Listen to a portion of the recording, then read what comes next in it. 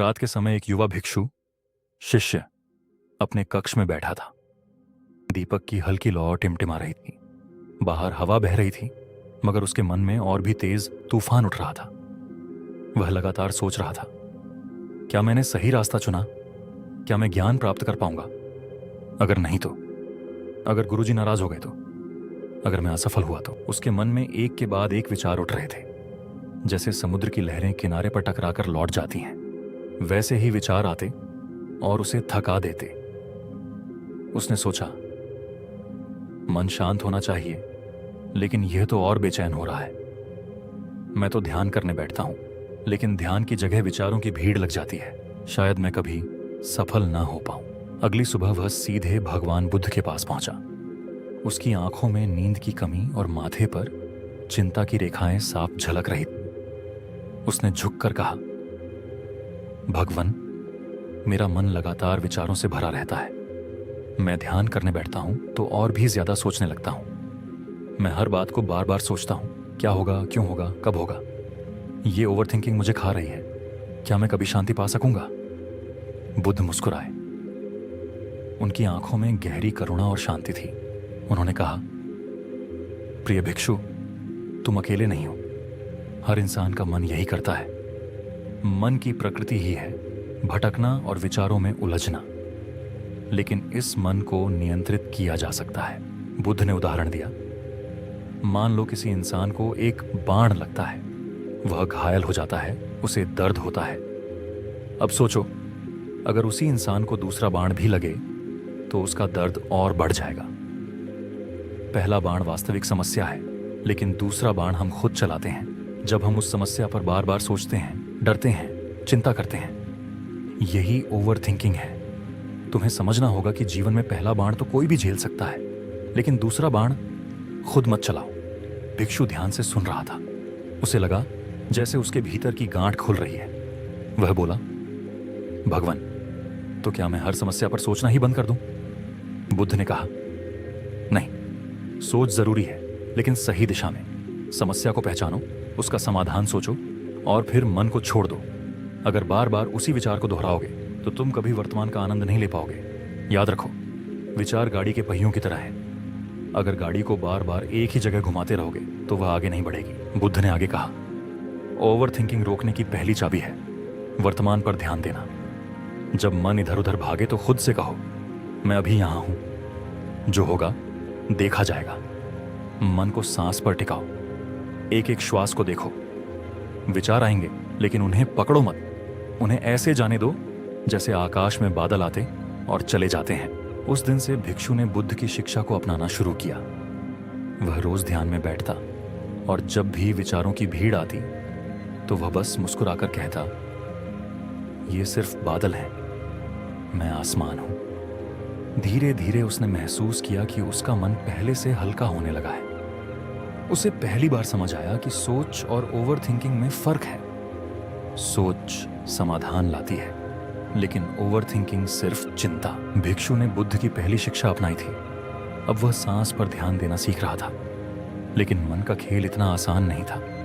कुछ दिनों तक सब ठीक चला, लेकिन फिर एक दिन वह परेशान होकर फिर से बुद्ध के पास आया। उसने कहा, भगवान, मैं आपकी बात मानता हूं। मैं सांस पर ध्यान करता हूं, विचारों को बादल मानकर जाने देता हूं, लेकिन मन है कि मानता नहीं। कभी भविष्य की चिंता करता हूं, कभी अतीत की गलतियों को याद करता हूं। कभी लगता है कि मैं आगे बढ़ रहा हूं, कभी लगता है मैं फंस गया हूं। ये मन एक भूल भुलैया जैसा क्यों है? बुद्ध शांत स्वर में बोले, प्रिय भिक्षु, मन का स्वभाव ही है भटकना। तुम देखो, हवा का काम है बहना, पानी का काम है बहना, आग का काम है जलना। इसी तरह मन का काम है विचार पैदा करना। अगर तुम ये चाहो कि मन कभी विचार न करे तो यह संभव नहीं, लेकिन अगर तुम यह सीख लो कि विचारों में खोना नहीं है तो तुम मुक्त हो जाओगे। बुद्ध ने एक उदाहरण दिया। एक बार जंगल में एक बंदर ने दर्पण देखा। उसने उसमें अपनी ही छवि देखी और समझा कि कोई दूसरा बंदर है। वह छवि को पकड़ने की कोशिश करता, कभी उससे लड़ता, कभी उससे खेलता, लेकिन असल में तो वहां कुछ था ही नहीं। ऐसा ही तुम्हारा मन करता है। वह अपने ही विचारों को सच मान लेता है और फिर उन्हीं में उलझ जाता है। याद रखो, हर विचार सच नहीं होता। जैसे दर्पण की छवि असली नहीं, वैसे ही मन की बहुत सी कल्पनाएं भी असली नहीं होती। भिक्षु बोला, लेकिन भगवान, विचार तो अपने आप आते हैं, मैं उन्हें कैसे रोकूं? कई बार तो मैं अनजाने ही सोचने लगता हूं। बुद्ध मुस्कुराए और बोले, विचारों को रोकने की कोशिश मत करो, उन्हें बस देखो। जब तुम किसी विचार को आते हुए देखते हो और उसे पकड़ते नहीं, तो वह धीरे धीरे खुद ही चला जाता है। समस्या तब होती है जब तुम विचार को सच मानकर उसके पीछे भागने लगते हो। बुद्ध ने एक और कहानी सुनाई। एक किसान था जो अपने कंधे पर भारी बोझ उठाकर चल रहा था। रास्ते में लोग उससे कहते, क्यों इतना बोझ उठा रखा है, इसे नीचे रखो। लेकिन किसान कहता, अगर मैंने बोझ रख दिया तो मैं खाली हो जाऊंगा, मुझे आदत हो गई है इसे ढोने की। आखिरकार बोझ ने उसकी ताकत खत्म कर दी और वह गिर पड़ा। ऐसा ही इंसान अपने विचारों के साथ करता है। उसे लगता है कि यह बोझ जरूरी है, लेकिन सच ये है कि बोझ छोड़ने पर ही इंसान हल्का होता है। बुद्ध ने कहा, ओवर थिंकिंग से निकलने की दूसरी चाबी है, विचारों को देखो लेकिन पकड़ो मत। जब मन तुम्हें अतीत में खींचे या भविष्य में डराए, तो बस कहो, यह सिर्फ एक विचार है, इससे विचार की ताकत कम हो जाएगी। याद रखो, विचार आकाश में उड़ते पक्षियों की तरह हैं। तुम उन्हें रोक नहीं सकते, लेकिन यह जरूर तय कर सकते हो कि कौन सा पक्षी तुम्हारे सिर पर घोंसला बनाए। भिक्षु ने यह शिक्षा भी अपनाई। अब वह जब ध्यान में बैठता और विचार आते, तो वह खुद से कहता, यह सिर्फ विचार है, यह सच नहीं है। धीरे धीरे उसने देखा कि पहले जहां विचार उसे घंटों परेशान करते थे, अब वे कुछ ही पल रुकते और फिर चले जाते। मन हल्का होने लगा, लेकिन वह यह भी समझ चुका था कि यात्रा लंबी है। भिक्षु अब पहले से शांत था। उसने बुद्ध की दोनों शिक्षाएं अपनाई थीं, वर्तमान पर टिकना, विचारों को देखना लेकिन पकड़ना नहीं। उसका मन हल्का होने लगा था, लेकिन पूरी मुक्ति अभी भी दूर थी। एक दिन ध्यान करते करते उसके मन में फिर से सवाल उठा, अगर भविष्य में कोई बड़ा संकट आया तो? अगर मेरी साधना टूट गई तो? अगर मैं फिर से ओवरथिंकिंग में फंस गया तो? वह तुरंत बुद्ध के पास पहुंचा और बोला, भगवान, मैं काफी बदल गया हूं, लेकिन मन बार बार डराता है। यह सोचता हूं कि कहीं फिर से वही स्थिति ना आ जाए।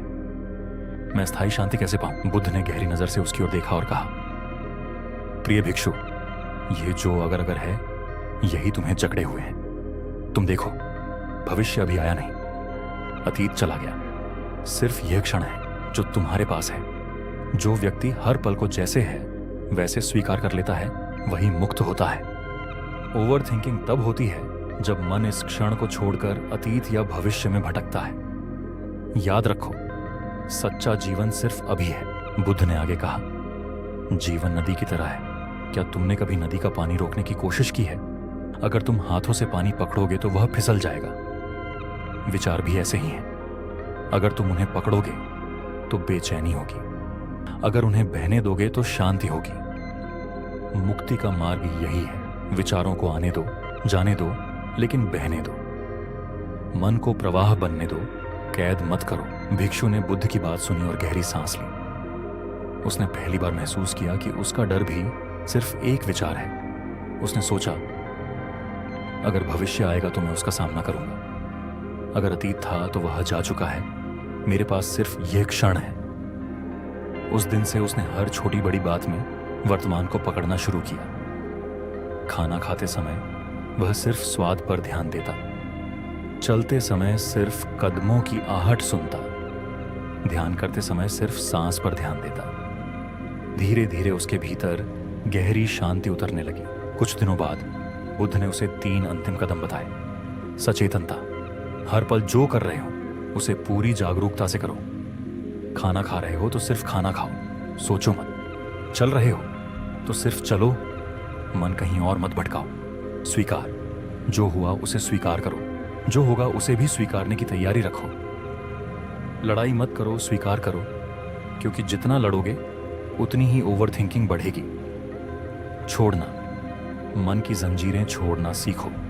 अगर कोई विचार बार बार आ रहा है, तो कहो, तुम्हें आने की इजाजत है, लेकिन मैं तुम्हें पकड़ूंगा नहीं। भिक्षु ने इन तीनों कदमों को अपनी साधना में उतारा। कुछ महीनों में उसका चेहरा बदल गया। उसकी आंखों में गहरी शांति और मुस्कान थी। अब वह जब ध्यान करता तो विचार आते भी, तो वह उनसे डरता नहीं। वह बस कहता, तुम विचार हो, मैं शुद्ध चेतना हूं। उसने समझ लिया कि ओवर थिंकिंग कोई दुश्मन नहीं, बल्कि मन की आदत है।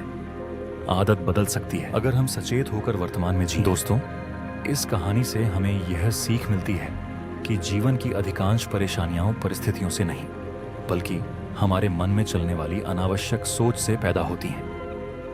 गौतम बुद्ध ने सिखाया कि वर्तमान में जीना ही सच्ची शांति का मार्ग है। इसीलिए समस्याओं को समझिए, उनका समाधान खोजिए, लेकिन उन्हें बार बार सोचकर अपने मन को बोझिल मत बनाइए। अगर आपको यह प्रेरणादायक कहानी पसंद आई हो तो वीडियो को लाइक करें, शेयर करें और बौद्ध विचार चैनल को सब्सक्राइब करना न भूलें।